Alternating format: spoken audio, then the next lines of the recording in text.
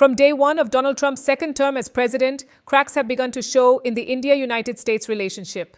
What once looked like a long-term strategic partnership is now starting to feel more like a transactional arrangement.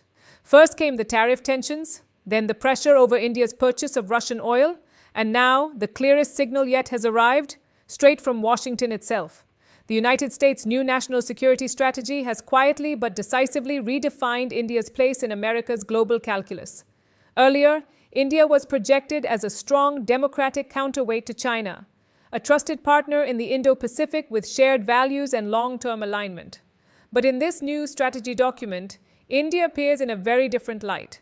India's name is mentioned just 4 times in the entire security framework, and every single reference revolves around utility, benefit, and transactional cooperation, not shared democratic values, not long-term strategic trust. Just one question: what can India do for the United States right now? That shift is significant.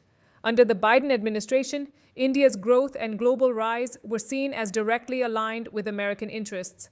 The language then was about deep partnerships, technology cooperation, defense integration, and a shared future. But President Trump's second-term doctrine makes one thing clear: America's priorities have changed. The United States now views India as a fiercely independent power, a country that maintains ties with Russia, engages Iran when it suits its interests, speaks for the global South, and still works closely with the West, all on its own terms. And from Trump's perspective, that independence is exactly why India doesn't fit neatly into a fully trusted camp. This aligns perfectly with Trump's broader worldview. America, under Trump, no longer wants to be the world's security contractor. The focus has shifted inward. Border security, immigration control, domestic manufacturing, trade protection, and economic nationalism. Yes, the Indo-Pacific still matters, but it's no longer the centerpiece it once was. Washington now expects its partners to shoulder more responsibility, militarily, economically, and politically. And for India, that creates real challenges. In the coming months, pressure could increase on trade negotiations, defense procurement, and technology transfers. Immigration policy signals already suggest tougher conditions ahead for skilled Indian professionals, especially in tech and engineering sectors. This isn't theoretical.